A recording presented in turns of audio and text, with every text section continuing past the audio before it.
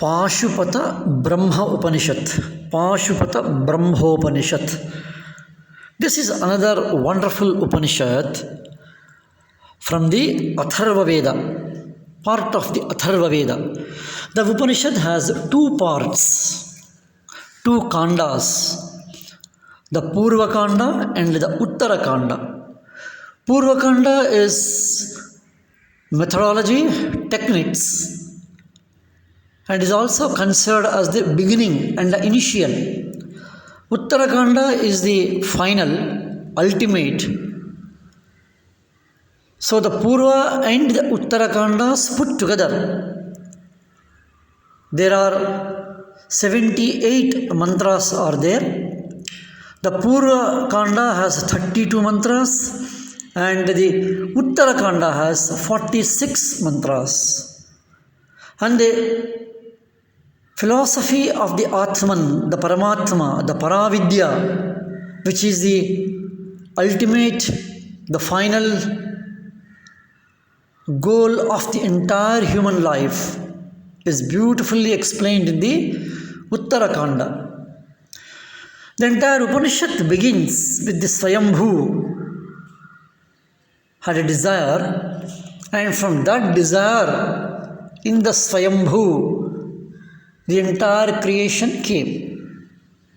A nice approach that the origin of the entire creation is from the Swayambhu. Even for ourselves, all the external expressions, manifestations and creations, even within our own mind, various ideas, thoughts and chatting originates from a basic desire, kamaha. This is the suggestion, which is the root, the seed of the entire creation. So Swayambhu had the desire, and from that Kameshwaraha and Vaishravanaha came out. Vaishravana belonged to the class of rishis known as Valakilyas, and the Kameshwaraha is the Ishwaratvam. So this Vaishravana asks Brahman, 7 questions were raised. These questions are very important in our existence of life, in our own day-to-day life. The questions are very interesting. The questions were raised by the Valakilya to the Swayambhu is, what is Vidya of this world? And what is the Devaha, the deity? Then who is the Deva? And what is Jagrada? What is Turiya? And who is the God of this? Under whose control all of these are there? And what is the extension of the durations of the time? Under whose control the sun, the moon, the planetary systems are managed by whom? And whose greatness this entire sky is there? I want to hear. See the 7 important questions. The first question was, what is Vidya? And second is, what is Deva? And what is the Deva of the Jagrat and the Turiya states? And under whose control this entire thing is there, the controller of it? And what is the length of the time? And who controls, orders the entire planetary system? Who is the master and the controller of this entire vast, expansive sky, the Akasha? Then the answers are wonderful answers come. The Swayambhu replies, Vidya is the alphabets, Akara to Kshakarantara.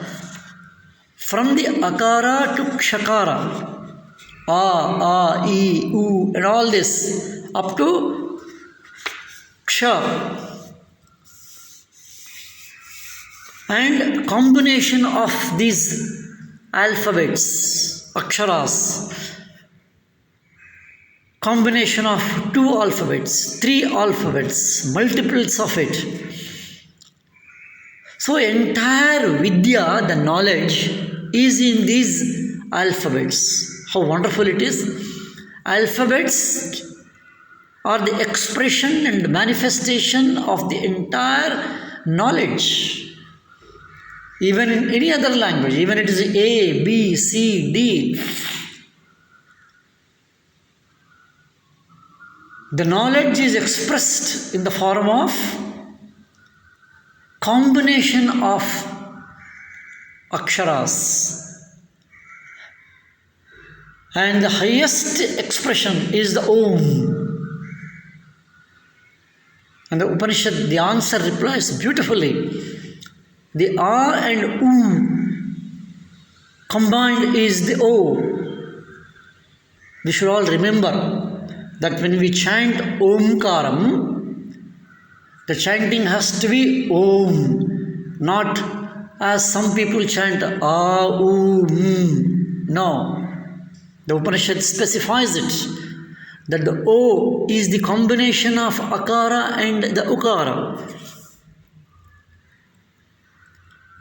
And Swayambhu tells it, that the entire cycles of time, the Kala and its durations, the day and the night, are all controlled by myself. If we have to interpret it, we as an individual, I am, are the controller of the time. How to use the time, how to utilize the time, how to make use of the time in a best way. It's all in our hand. Then the radiance of the sun, the brightness of the moon, the stars and the planets are all the formations of ours. We are the extensions, the microcosmic and the macrocosmic. And the sky and its illusory powers, Jnana Shakti, Ichha Shakti, Kriya Shakti, the Durga, the Lakshmi, the Saraswati.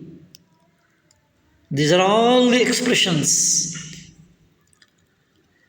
And then Rudra has the Maya of the Tamas. Vishnu has the Maya of the Sattva. And the rhythm is the Brahman. And the Maya of the Rajas, Tamas, Indra, and others are the gunas of the Tamas. In the sense, all the Indriya Bhogas, sense enjoyments, are tamasic. Trying to analyze the reality is the Rajas. And finally, reaching a state of stability, undisturbed stability, is the Sattvaha, the Vishnutvam.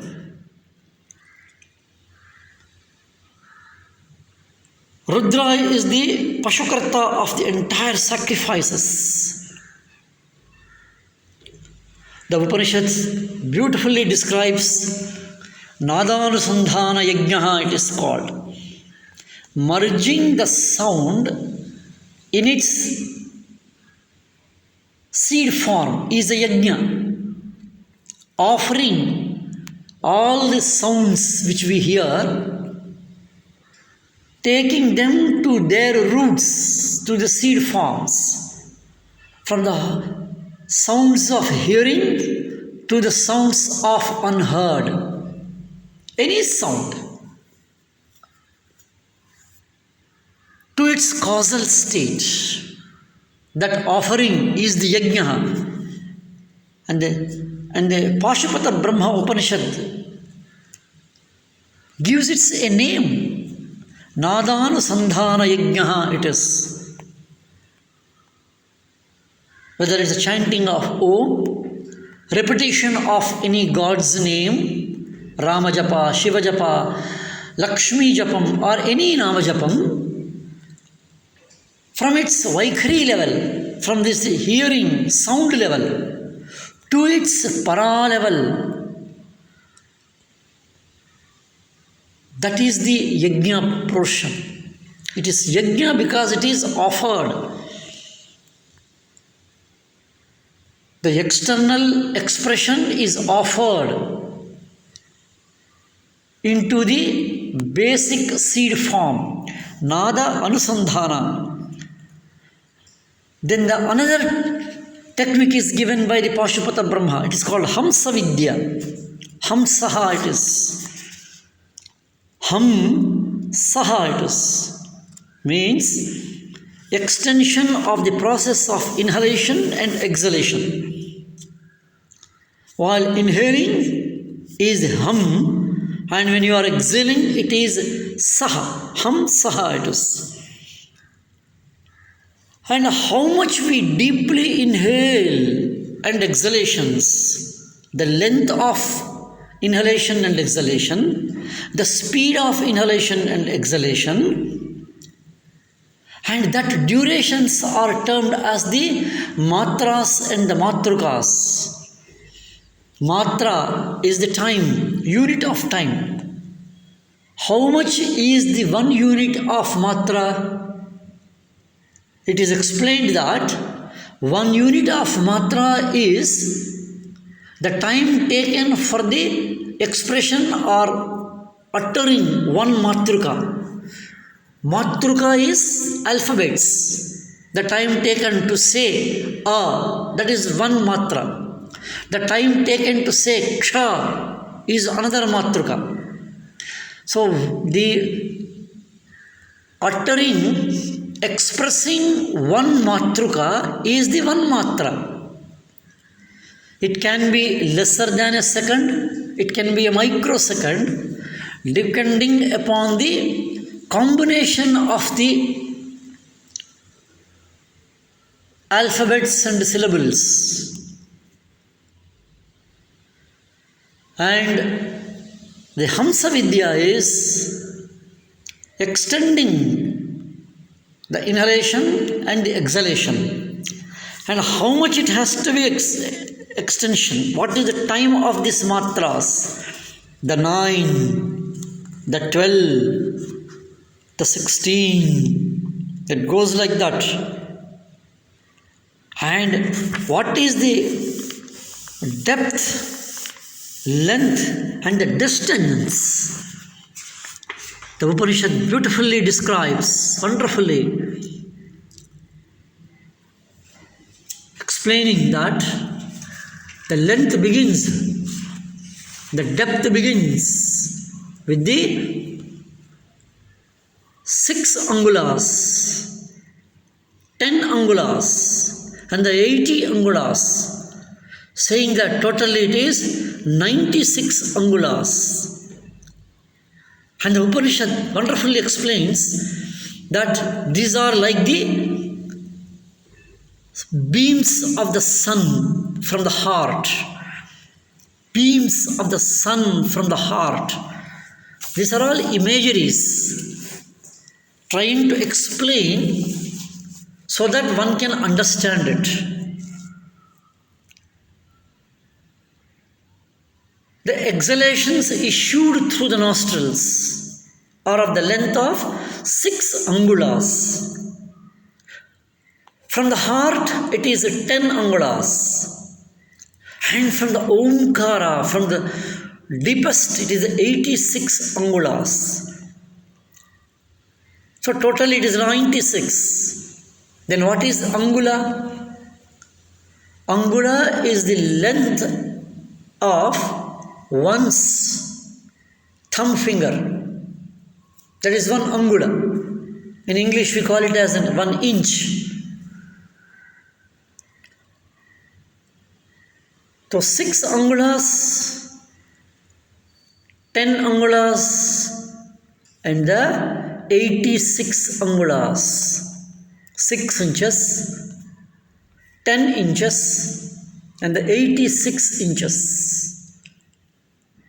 What does it mean?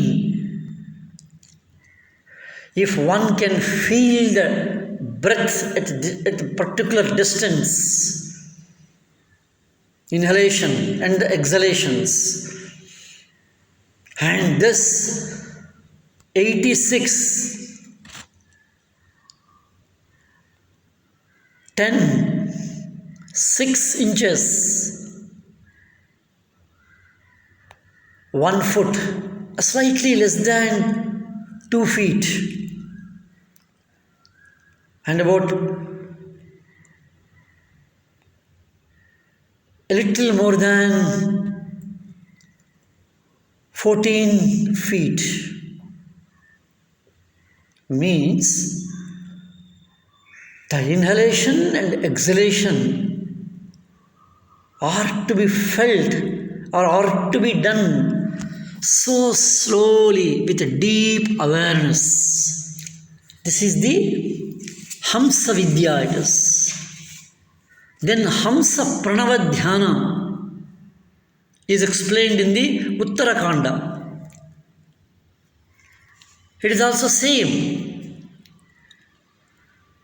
Hamsa Pranava Dhyana it is.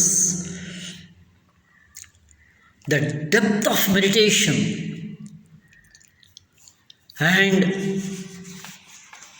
the depth of awareness are wonderfully described. The eyes, the speech, the mind, and the functions of the senses, and there are motor actions, do not resort to any self-radiant Paramatman. Means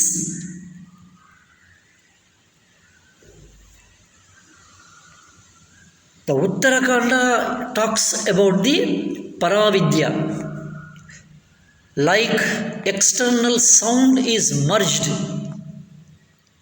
into its seed form, that is Nadana Sandhana Yajna, like prana from the gross subtler to the subtlest is offered, prana yajna it is. Now it comes to the dhyana yajna, where the Atman offered into the Paramatman. And for that, an experience of silence, enhancing the duration of the silence. And at that particular beautiful state of the merged state,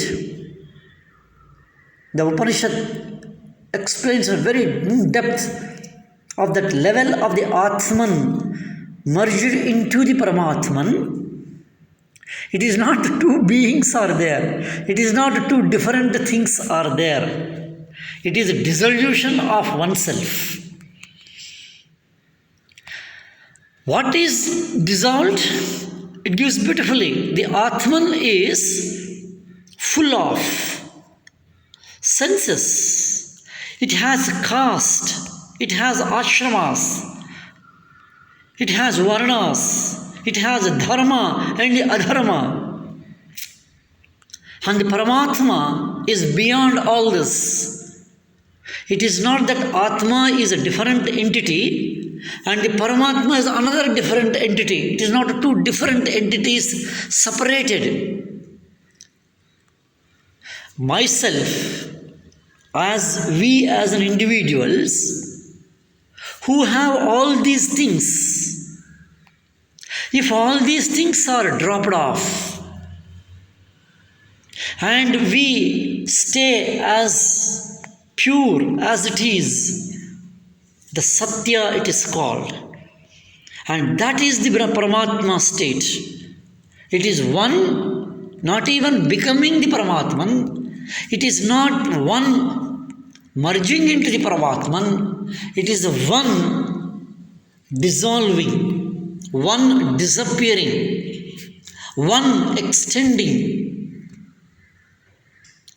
And this one dissolution is what are all the things which is making it to be as that one.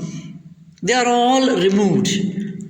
This is the Vidya and Paravidya of the Paashupata Brahma Upanishad. And this is the process of the Paravidya, attaining of the Paravidya. It is beyond the range of the eyes, ear, and it is beyond even the significance. And one sees his own Atman as such. He is liberated. If I see, experience my original nature, what I am liberated from these bondages, the bondage of all these physical, psychological, mental relationships. This process of Paravidya, attaining Paravidya, is attained by the means of Satya, Tapas, and adhering to the codes of conduct like the Brahmacharya as laid down in the Upanishads. See how the Paashupata Brahma Upanishad beautifully explains how one can shed all the convictions by following a particular method, which is also maybe looking as a bondage, but ultimately it is a releasing. And that is how the process is beginnings. And the method is given beautifully. The Paravidya sadhana is the practice of Satya, Tapas, practicing of Brahmacharya as laid down in the Upanishads. And this process and the method is the highest dimension. Paashupata Brahma Upanishad also gives at the end very basic methods, very basic rules to be followed. One important rule, the Paashupata Brahma Upanishad, is the rule of the food. The mind becomes pure by avoiding prohibited food. The food which is prohibited, by not consuming that, the mind stays or becomes pure. By doing so, clarity of the mind comes. And with a clear mind, wisdom comes. And that removes the knots. How beautifully the Upanishad gives a very basic, daily, practicable approach. The consumption of the food. What is the avoidable food? The prohibition of food applies only to the mortals, devoid of the knowledge of the Brahman. A person who is a Brahmi sthiti, this ahara niyama will not be applicable. But to be in the Brahmi sthiti, to attain the Brahmi sthiti, ahara niyama has to be practiced. How wonderful it is. You climb steps, and after reaching the last step or the place where you have to reach, we give up the steps. We use a ladder to climb up. and we don't, the use of the ladder is gone. Similarly, Ahara Niyama is followed for the purification of the mind, to get the clarity, and from the getting of the clarity, the bandhas have been removed, and this application of the Ahara Niyama is not for the person who has attained, experienced the Brahmistiti, because Annam Brahmeti Vyajanat, the knowledge of the Brahman, which swallows everything, and that Kalabhakshakaha, Annabhakshakaha, Sarvabhakshakaha, that means everything merges, ends into that all-pervading Brahmi Sthitihi, that is the character of the Atman. Hence, everything becomes worthy to be eaten in this world. When the world is in a noticeable form, it becomes worthy to be consumed. The luster of the Atman, when it resembles any form measurable, becomes worthy to be consumed. It is nothing but the Atman consumes its own form on its own accord. The Upanishad, these teachings, these suggestions, these techniques, these methods, these ideas of the Paashupata Brahma Upanishad is a clear-cut expression that as human beings and individuals, we are not just human beings. We are the expressions and the manifestations of whom we all keep on saying gods, Brahman, Paramatman. Actually, we are that. And this is how the Purva Kanda and the Uttara Kanda. Purva Kanda talks about the practices, the nada, the pranayama, the omkara, which are initials. And the Uttarakanda talks about the highest dimensions of the sadhana of the Atman and the merging into the Paramatman. And this is how Paashupata Brahma Upanishad is an excellent Upanishad for a contemplation, for a practice, and for our enlightenment. Let us go into the other Upanishads. Om Shanti Shanti Shanti.